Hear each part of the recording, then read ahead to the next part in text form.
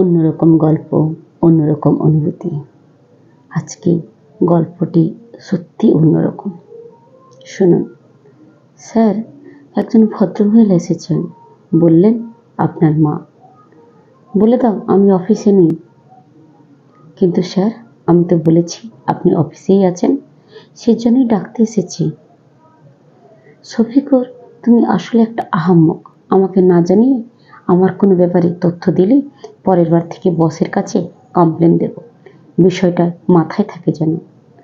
শফিকুর কিছুটা হতভম্বের মতো marketing officer সাইদুরের দিকে চেয়ে থাকে। মায়ের কাছে সন্তানের খবর দেওয়াটা এতই আহাম্মক ভেবে পায় না সে। সরি স্যার বলে চা বানাতে চলে যায় সে। এই অফিসে চা বানানো কোনো স্যারের কি লাগবে, এই হিসাবটা রাখাই সীমাবদ্ধতা তার। সাইদুর অফিসের কম্পিউটার বন্ধ করে ওয়েটিং রুমে ঢোকে।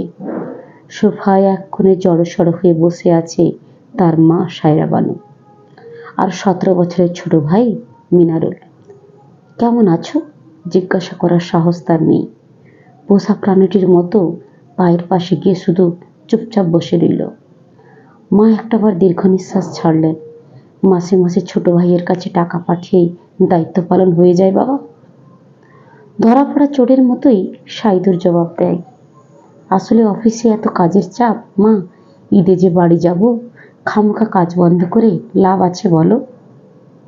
তাই বলে গত বছর কোরবানির ঈদেও তুই বাড়ি যাসনি, এবারও এত দেরি করতেছিস। সত্যি করে বল দেখি, এবারও কি বাড়ি আসতেছিস? সাইদুর জবাব দেয় না। মা আবার বললে, তোর কিসের এত কাজের চাপ বাবা? কত কাজ তোর? আমি তো স্যারের সাথে কথা বলবো। ওই যে পিয়ন ছেলেটাকে দিয়ে খবর পাঠিয়েছি, আজ রাতেই তোর অফিস ছুটি, এরপরেও তোকে কেন কাজ করাবি? সাইদুর ভয় পেয়ে যায়। বস যদি আসল সত্যিটা জানতে পারেন তবে কেলেঙ্কারি হয়ে যাবে। কিন্তু কিছু করে ওঠার আগেই বস এসে হাজির। সাইদুরের দিকে ভয়ঙ্কর দৃষ্টিতে তিনি চেয়ে আছেন। মা শান্ত স্বরে বসকে জিজ্ঞাসা করলেন, ঈদে সবার ছুটি হয়, আমার ছেলে কেন হয় না বাবা? বস এক পলক মায়ের দিকে আরেক পলক সাইদুরের দিকে তাকালেন। তারপর বললেন, আমি সাইদের সাথে কথা বলছি মা, আপনি চিন্তা করবেন না। এই বলে তিনি ইশারা করে সাইদুরকে বাইরে ডেকে নিলেন। সাইদুর লজ্জায় মাথা নিচু করে আছেন। বস জিজ্ঞাসা করলেন, আসল বিষয়টা কি সাইদুর? বস, গত 10 বছর আগে আমার শেষ কোরবানি দিয়েছিলাম। তখন বাবা বেঁচে ছিলেন। এরপর থেকে সংসারের অভাব, আমার পড়াশোনা, আর আজও মনে আছে বাবা মার যাওয়ার 3 বছর পর কোরবানির ঈদ দিয়েছিল। আমার মায়ের পরনে পুরনো ছেঁড়া শাড়ি, কিন্তু এক টুকরো মাংস দেয়নি এই ভেবে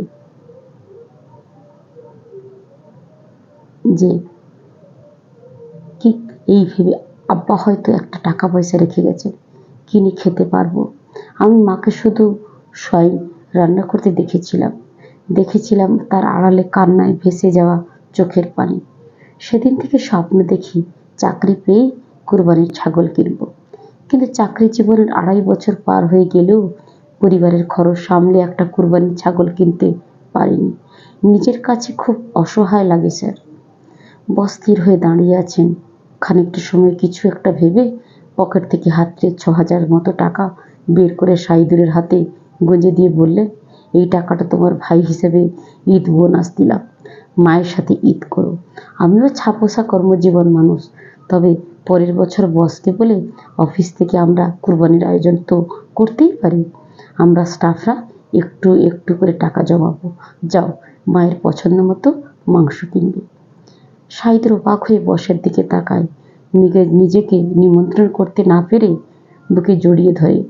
বসের সাথে এত অন্তরঙ্গতা তো কোনোদিনই করতে ইচ্ছে হয়নি তার। চোখের পানি মুছে মাকে নিয়ে বেরিয়ে পড়ে সাইদুর। দূর গ্রামের পথ। পাশাপাশি সিটে বসছে মা আর সে। জানালা দিয়ে যেন স্বস্তি বাতাস এসে স্পর্শ করছে তাকে। কিছুক্ষণ পর মা ওর একটা হাত আঁকড়ে ধরে বললেন, 1000 টাকার পরশু কুরবানি দিয়ে কয়েক টুকরো মাংস বিতরণ করলেই সেটা কুরবানি হয় বাবা? এই যে তুই নিজেকে রোজ কুরবানি করে যাচ্ছিস, এটা কি আল্লাহ দেখবে না? সত্যি গল্পটা অন্যরকম, অন্য ভালোবাসার গল্প। ধন্যবাদ।